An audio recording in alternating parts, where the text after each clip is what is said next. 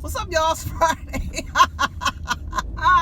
What's going on, y'all? Let me tell y'all something. I didn't realize it was Friday. I've been so emotional. You know, the full moon is about to be in Cancer. You know, that'll have you crying, emotional, hollering, and screaming at folks. The full moon is on the 22nd. Just in time for this winter solstice, full moon, just everything. And,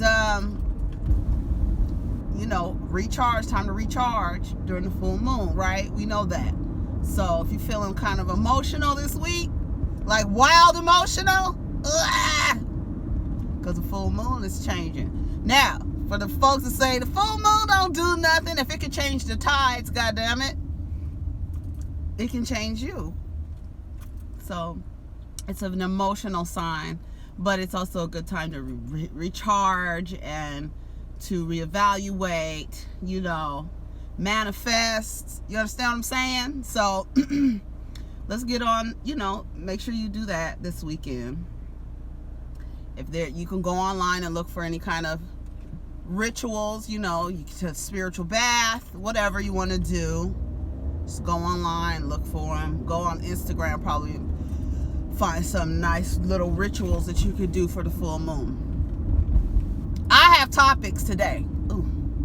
I don't, last time I said I didn't have nothing to talk about. Y'all liked that video about internalized misogyny, and thank you all the people who came over from Sean's recommendation. And I'm trying to find the video where Sean said something about the video. I assume he said something about the video because people was on the video talking about Sean sent me. Sean is always sending people to me, and thank you, Sean. Sean knows you know, that's my nigga. That's my motherfucker. You understand what I'm saying? Ha! But yeah, so what did I want to talk about? So some of y'all sent me some topics. The first one I want to answer is somebody asked me, how do I deal with stress? Now, I try my best not to let things, in terms of how do I deal with stress, I try not to let things overwhelm me. I am naturally an overthinker, okay? I am a Virgo ruled by Mercury. My Mercury is in Virgo. I'm a Virgo. I overthink. It's communication. I'm always communicating, always in here. You could probably tell just by the way that I speak that my mind is always going a mile a minute. But I've learned to deal with stress in a way where I used to make everything into a catastrophe. Within myself, whether it was like an outward expression, but I would always be having a goddamn hurricane or fucking tornado going on. What's wrong with my mirrors? And but what I try to do things like relax, take a bath. I listen to binaural beats, different frequencies. I listen to them throughout the day. Whenever I'm feeling stressed, I just go on YouTube, put in binaural beats, and you can find different frequencies that you want to, you know, either, you know, chakra healing, dreaming, falling asleep, and it's just to raise your vibration. When we stressed out, our vibrations are low, and that's the reason why the stress is bothering us. But the most easy things that I do is try to just really relax. I can send myself into like a panic attack. You understand what I'm saying? So I have to do a lot of deep breathing exercises.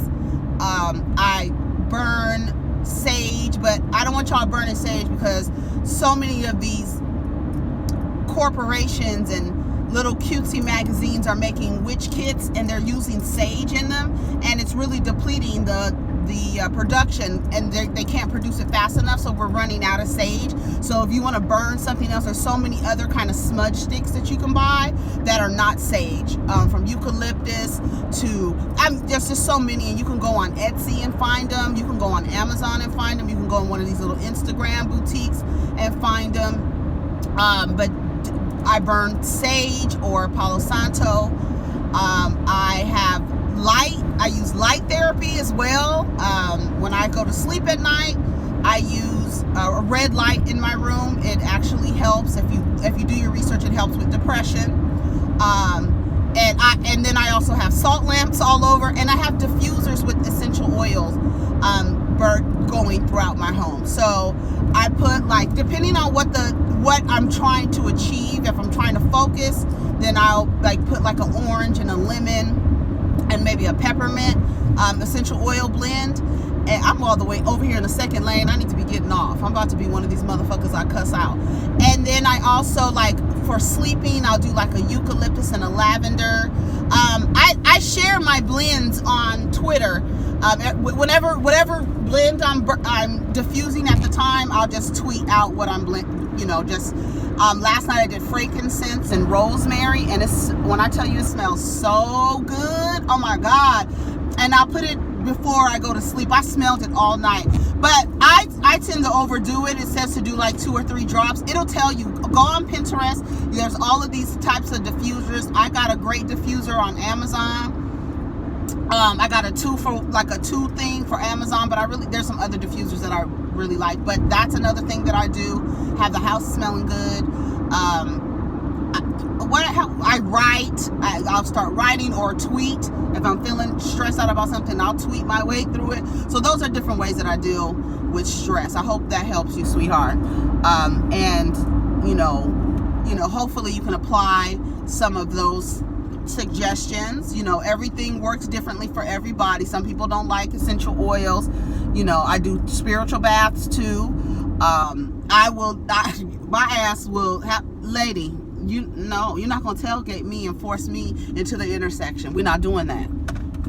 These motherfuckers is crazy. I'm the wrong motherfucker to tailgate. You'll be sitting in my back seat for anything, you stupid motherfucker. But yeah, that's how I handle stress. Those are some ways that I handle stress. Somebody sent me an email. 2 of y'all sent me an email about the Prada bags having the little keychain fobs, little monkeys with big red lips. This is 2019, folks. There's no reason why you don't have anybody on your staff to tell you this is not a good idea. But you know what? This is what I think happens. And I'm going to tell you, because I don't even think that when these white owned corporations and companies and design houses, television shows, whatever, I really believe that they use our emotional reactionary collective consciousness to promote their shit. They know we are reactive. They know what's going to get us emotional. So let's make this ad. And what way can we get some full free promotion than a bunch of niggas outraged about a monkey with some big red lips? We know it's wrong. They know it's wrong. But we have to make sure that we say that it's wrong and then promote it.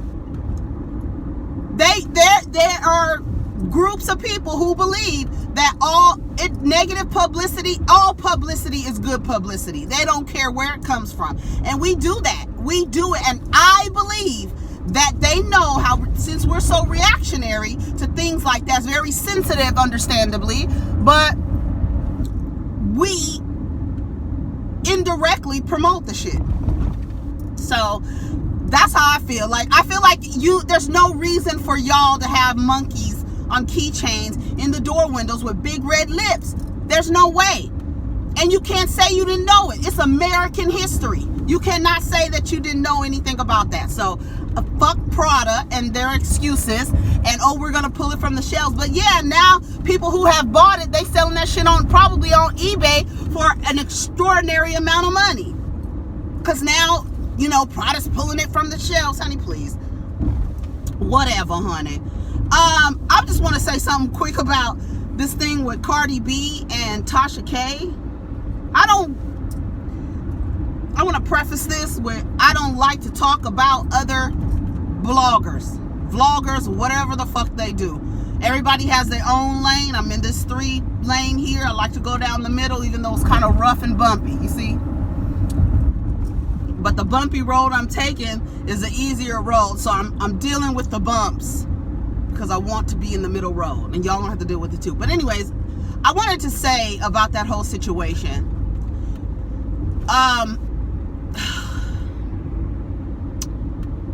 Everything we do comes back to us. What you put out comes back to you. No matter what it is, you're gonna get karma to come back to you with astounding accuracy. The universe will give you what you put out, period. And if what you putting out, the seeds, remember I talked about the seeds that you plant? If the seeds that you plant start producing weeds instead of flowers and fruit and stuff to sustain you, the weeds is going to dry you the fuck out. That means dry your bag up. And people are going to start coming after you. The weeds are going to start coming after you. The weeds will take over. Be mindful of the seeds that you plant, whether you want a field full of weeds or you want a bountiful garden.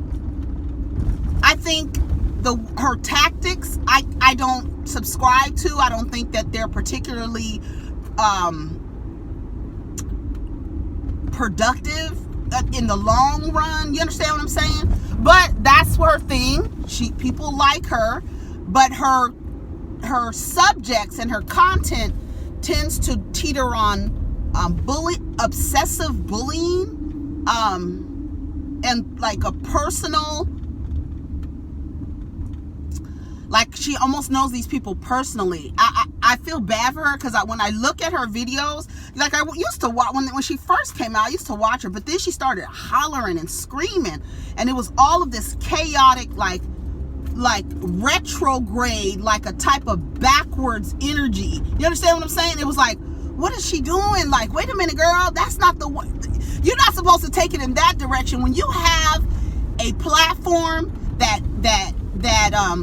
takes off as fast as her platform did, you got to step outside of it for a second and reevaluate the content and the things, that the energy that you're putting out. That's it. That's all I got to say. That's all I got to say. I don't want to make this a whole video about what you put out is what you're going to get back. But that chaotic backwards motion of the energy, that's gonna come back. And that's a fact. And, you know, whether you want to be famous, whether you want to be known, let me tell you something. I always tell people, be careful who you choose as your enemy, because they may like the bullshit. They may want it. They may take it on. Lady, where you going? You looking down at your phone. Nancy Reagan. Get off of, you in the wrong lane. She's trying to get over here in my lane while I'm on my platform talking. Mind your business. No, I'm just playing. But the thing is that's just it. I mean, there's no other way to describe that situation, and so many people go through it, and hopefully she'll find a way, because even I always use Nicole Bitchie as an example when I think about Tasha K. Nicole Bitchie, she used to have a gossip blog. Gossip. And then she realized she was making money off of other people's pain. Now, the thing, when you think about it, you're making money off of bringing someone pain based on a fallacy. And then you excuse it with, sometimes the news is true, sometimes it's not. You know how irresponsible that is? It's just irresponsible how you walk. Nicole Bitchie switched up her whole thing, and she said, I realized I was making money off of people's pain and it wasn't bringing me any happiness. Eventually that will come, because you can't do that. You just can't do it. TMZ does it, such and such does it. If you really want to think about it, TMZ, as fucked up as they are, as intrusive as they are, they don't particularly tell blatant lies on people, because they know the ramifications of lying on people. So you make the choices, and then you have consequences based on your choices, and that's just it. Travis Scott's gonna perform at the Super Bowl. I don't know if he knows who Chrisette Michele is, but I like Travis Scott. I just don't think that this is the right thing. To me, I feel like, I don't think that anybody black should do anything for the NFL. I don't even think the niggas running on the field should be playing. Y'all know how I feel about the NFL. I think it's just a bunch of slave owners sitting on top of overlooking their slaves and telling these niggas to run that ball. I don't think anybody should be encouraging Colin Kaepernick to the NFL to take him on or whatever. That's, you know, I don't understand why Travis Scott would agree to it.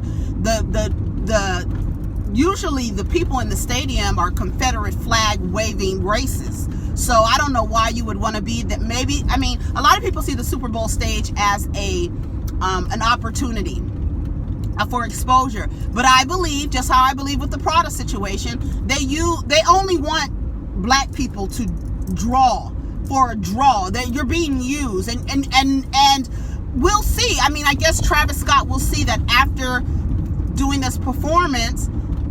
Does your audience expand?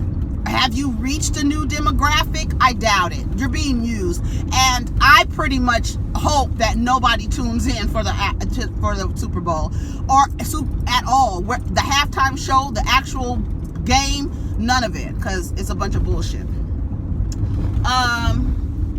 Let's see. Oh, y'all, wait a minute. Somebody tweeted something that I thought was interesting about people believing that they are entitled to your time, to your body, and to your labor. And when you tell them no, how they freak the fuck out. It's amazing the power in understanding that no is a complete sentence. And sometimes you have to tell people no, especially when they feel entitled to your time, to your body, and to your labor. People will use you. They will use you. And, you know, either unconsciously or consciously, or, you know, with purpose. But if you don't say no, a lot of people feel like it's hard to say no, but it's so powerful to just say no. Nancy Reagan, to just say no. It's just powerful. But she said something. She said some people only have to be told once by someone they feel is beneath them to obsess and want to harm them permanently. Like, you start obsessing about this person told you no. Oh no, you can't tell me no. And they feel entitled. I thought that was incredible. I don't know who needed to hear that, but no is a complete sentence. Offset's father. Stepfather, man, I don't know if he's a man who raised him. He's an alpha.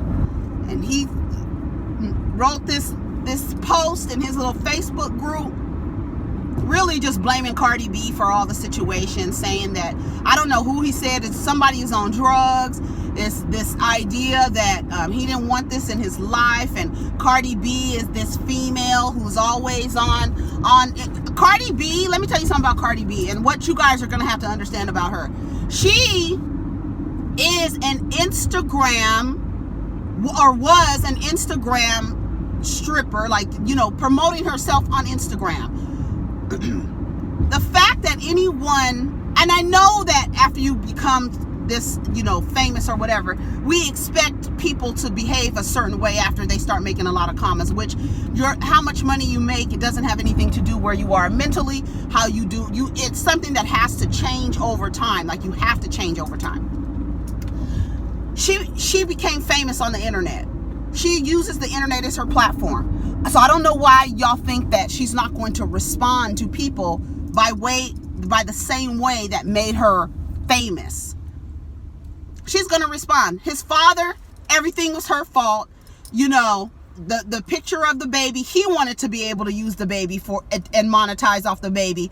Why would she switch? Like, that's her fucking baby. That's his baby too, but you're not about to act like, oh, he had to push his album back because she used the baby's picture and he wanted to use it on the album cover.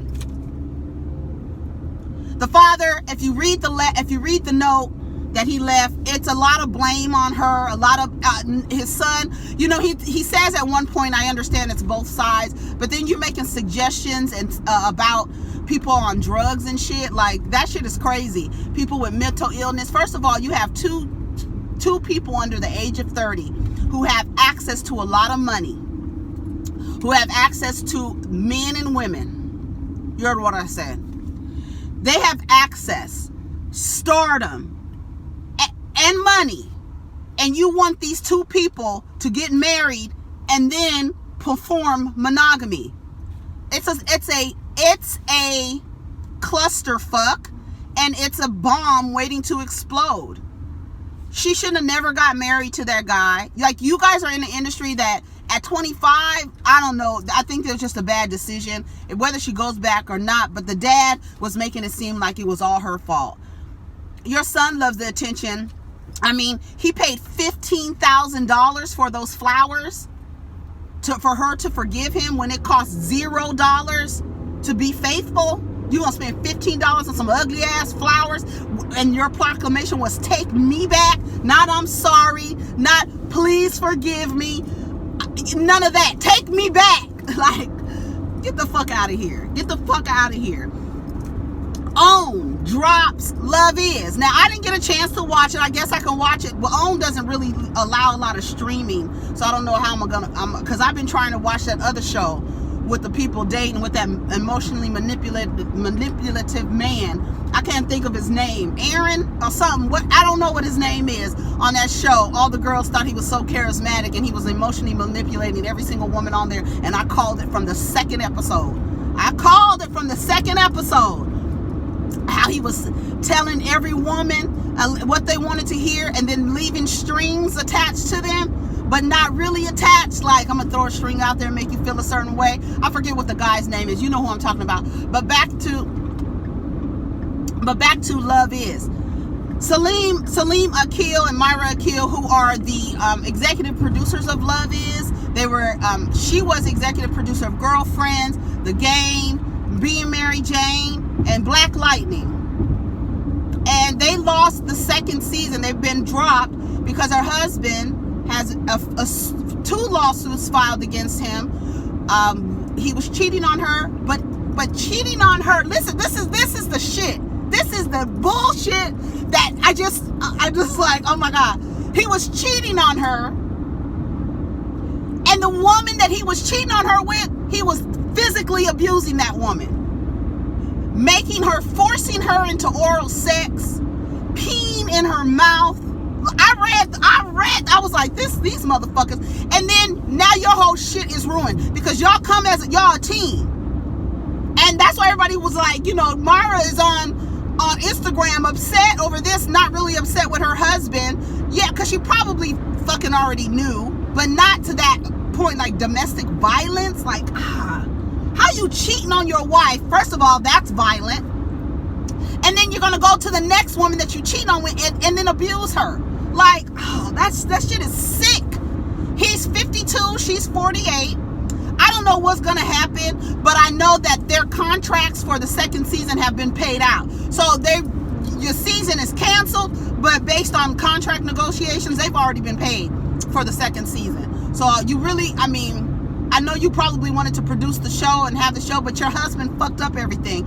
Your husband, because of his own disgusting ideas and entitlement, I can't believe that he cheated on her and then abused the woman that he was cheating. For 10 years with this woman. She has a lawsuit against him, and wait a minute, and she said that he stole the idea from her for Love Is. So now you got a copyright infringement on top of your husband being a cheating ass, abusing ass man. Now you got some other lawsuit shit on you, girl. Honey, I don't know. Little Mo, have y'all seen that picture of Little Mo? Looking real light skinned. Somebody was like, that's why she was hating on that what's that little girl's name? Queen Narnia? What's her name? I don't know what her name is. But I'm gonna put a picture in here so y'all can see Lil Mo looking light skinned. Emily B, y'all wanted me to talk about Emily B. She's trying to give some girl advice Herbo, is that his name? Gerbo, whatever, some stupid ass nigga. These two girls are fighting over because ain't no telling what he told either one of them. And Emily B is trying to give the girl advice when it's your daughter he was cheating on his girlfriend with, and you trying to give advice. She don't want to listen to you. especially after the shit you've been through with Fabulous. Even though it's probably good to listen to her, she can probably tell you some things, but the fact that she's still in a relationship with Fabulous, no one's gonna really want to listen to you. I mean, like, you could probably offer some good advice on abusive relationships and cheating and disrespect and all of this stuff. You can probably offer some great advice. But being that you're still in the relationship with the person that inflicted all of those things on you, it's going to be hard to listen to you. Ray J got these glasses, and I said, Ray J can sell y'all anything. Y'all eat it up, and then you get mad when the motherfucking sister's on the Forbes list. He can sell y'all anything, and y'all, but that, I keep telling y'all, Ray J is a piece of shit, but he's very, very smart. He's very smart. Lady, I can't see. These people drive so fast. Oh shit. Oh my God, I'm about to end my life on Friday. I'm out in the street already. All right.